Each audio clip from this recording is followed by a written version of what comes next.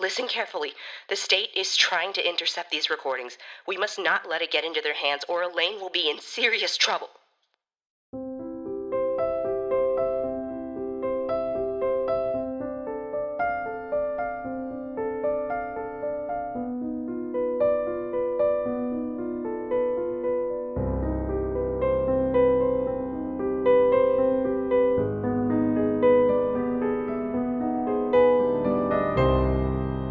Hello and welcome to the podcast.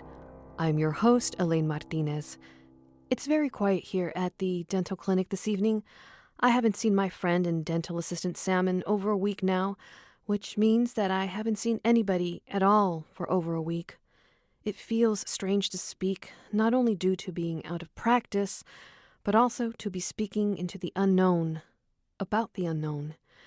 Every day it seems the nuclear disasters present new challenges, strange consequences, and, if I'm being perfectly honest, too much arson. If you're an arsonist, please consider slowing down with all the fires. We get it. You like fire. The rest of us like breathing. No offense, I hate to call any one group out like that. I hope I didn't lose too many listeners in getting so political. I might add that I'm not entirely averse to fire. In fact, in small and controlled settings, like engaged via hot plate under a small 1-quart pan, for instance, it can be quite a beautiful and useful thing. I'm as excited to engage that flame as I am to engage our listeners, old and new. Thank you for joining me for Elaine's Cooking Podcast for the Soul. Let's get started. Tonight, I am presenting one of my favorite go-to dishes, popcorn. It is a simple, easy, and delicious thing, and I just thought I'd share a few tips and twists on making this awesomely audible snack your own. Plus, frankly, after last week's recipe involving dangerously expired dairy, I thought I'd play it a little safe and be kind to my somewhat battered stomach. Since it's just me this evening, I've situated myself at the reception desk here at the LA Dental Clinic. Oh my. Wow. What a gorgeous view. Sometimes I must admit I take this sight for granted. I can see over the entire waiting room from here, a series of almost comfortable chairs backed up against the wood-paneled walls. In one corner, a child's paradise complete with a crazy abacus thingy. In another corner, an adult oasis of Better Homes and Gardens magazines. Straight across from me are the large windows, boarded up for obvious reasons, and the main entry. Over to my right, the bathroom door sits suggestively ajar, the scent of the berry bliss hand soap beckoning a thorough wash. To my left, I can just peek into the main floor, my dental chairs in their upright salute, lights set to dim so I can navigate through the office without hitting my hip on that stupid jutting half wall that separates the waiting area and the reception desk. The waist-high outcropping sticks out from the main wall, so you have to kind of snake around it every time you want to grab a free toothbrush for someone. I honestly think it was an architectural mistake, or someone just got a little slap-happy with the drywall, and, well, I think I've gotten sidetracked anyway. You're doing great. Whoa! Who are you? How did you get in? I'm Ray. So nice to finally meet you. Finally? How long have you been in here exactly? Just like 30 seconds? Oh, thank goodness. Oh, you mean here, at the clinic, here. At least a couple of days? A couple of days? Give or take. I just wanted to pop in and give you a little compliment. You seem so lonely and nervous. I can relate. Well, thank you. I suppose you do seem quite harmless. I'm real small. People think I'm just a kid, but really I'm like 20. I see. Okay, 19 and a quarter. Ha! Got me again. Well, I do have a lot of questions for you regarding the security of this place and also some general inquiries about my privacy. Oh, I'm real sensitive about privacy. I kept a real vigilant guard when you were doing your risky business montages. Thank you? But you should definitely be more careful about walking around and above in a general kind of way. You've a lot of looky-loos in the neighborhood. Like who? Perverts, mostly. Noted. Anyway, I'm sorry to keep interrupting. I'm a big fan of the podcast. I'll leave you to it. Oh, well, would you like to stay? Me? Of course you. There's no one else I would be talking to, is there? Nope, just me tonight. Well, what do you say? Okay. Pull up a seat here. We're doing this newscaster style. You should press that button on the keyboard. What, this one? Nice. That is nice. You know this program? I was a sound engineer before. I guess that explains why you're so good at being quiet. But now I'm ready to get real loud. Excellent. Well, I've got a handful of ingredients here. For each of these 3 batches of popcorn, we are going to begin with the 2 most important elements, canola oil and white kernel popcorn. Is there any other kind of popcorn? Yes, there is yellow kernel popcorn, and it is terrible. Oh, cool. But you know what, Dre? Before we go any further, we ought to take a quick break for the sponsor copy. Sure thing. Listeners, stay with us through the ad. Stay very still. Ooh, let me cue up some classy outro music. Oh, I like that. Nice one, Dre. Big thumbs up from Dre there. Stick around, stay silent, and murmur desperate prayers for our safe return. We'll be right back. This episode is brought to you by stocks and bonds and other portfolio investments. Do you have any idea what stocks, bonds, or other portfolio investments you bought 10 years ago are worth today? Me neither, since the people and institutions that value those things are no longer alive. I use my stocks, bonds, and other portfolio investments to stuff into the gaps between my doors and windows. I put just a little duct tape over it all to seal all the heat generated from my body inside and seal out the radioactive particulate that is still falling over this city. I found that stocks and bonds are also good when torn up and put between layers of clothing to keep warm at night and you've traded your last blanket away at the ration swap for a dozen soy sauce packets. I've also found that other portfolio investments can be used to crumble and stuff into wet shoes to help them dry off faster. Be sure to check out your own stocks, bonds, and other portfolio investments today. Stocks, bonds, and other portfolio investments. Invest in yourself. The future is not guaranteed. What's that one? No, let's go back to the gong for the welcome back. Hello and welcome back to Elaine's Cooking Podcast for the Soul. Okay. We're here with Dre Asimov, which I have been reassured is definitely not their real name. Nope. And we're just about to knock out 3 easy takes on popcorn.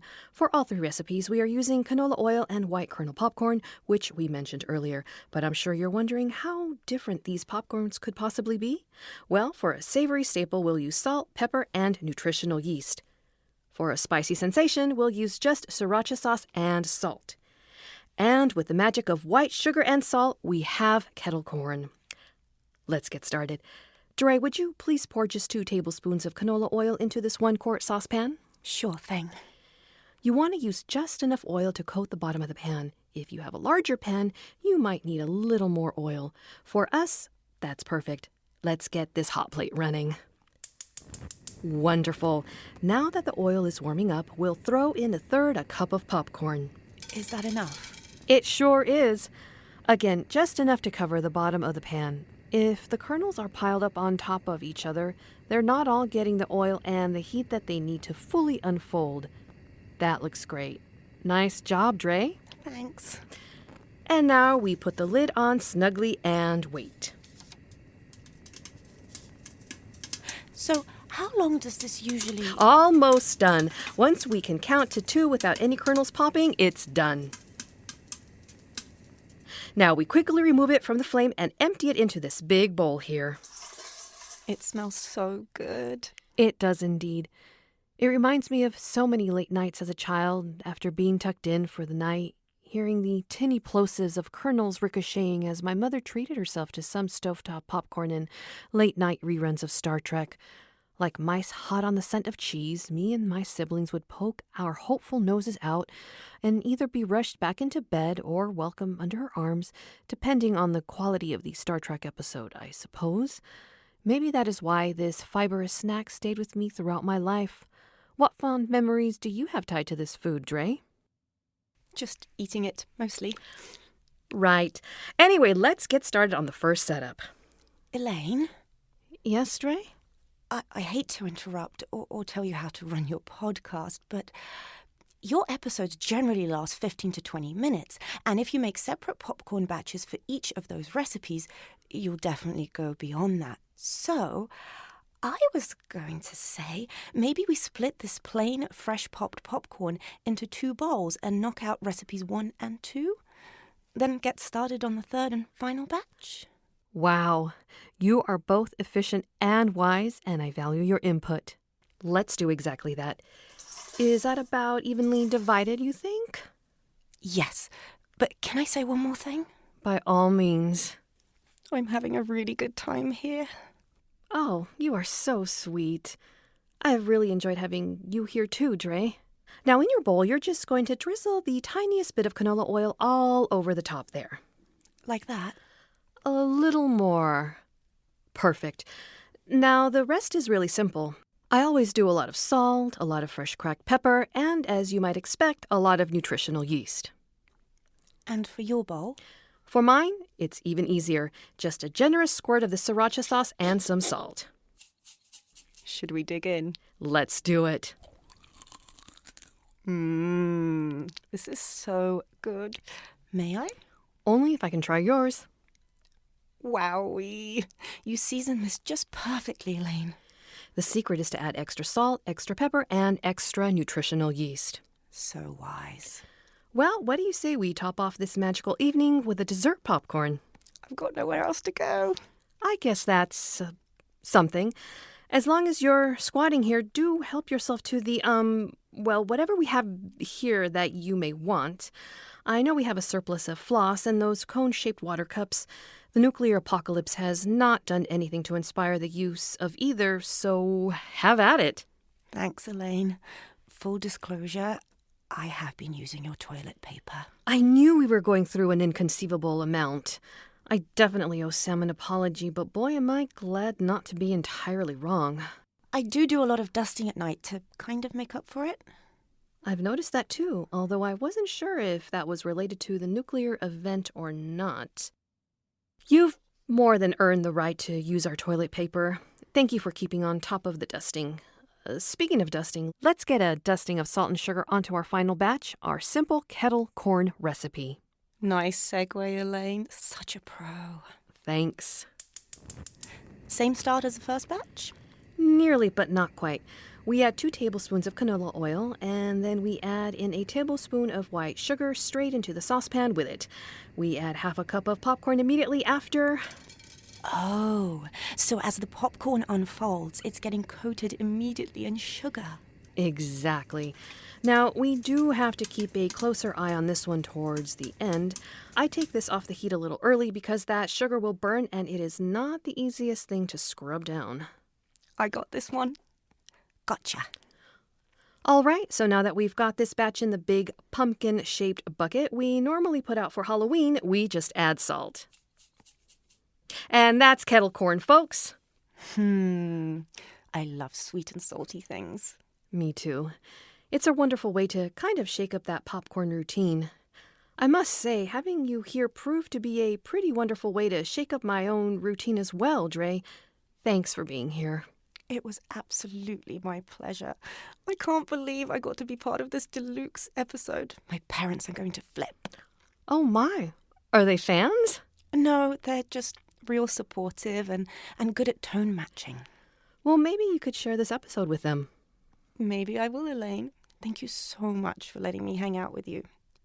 I should really go do a quick parameter check for the pervs and lock the place up. Oh, don't worry about that. I do that every evening before I leave. Yeah, but I make a sweep about an hour before you do to scare off the bigger creeps and critters. Just as kind of a thanks for not kicking me out of here when you inevitably find out I've been living here for 2 years kind of deal. You know.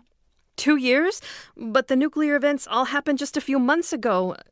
I really got to go now. Bye, Elaine. Here's some moody outro music. Bye. Oh, watch out. Oh, damn half-wall.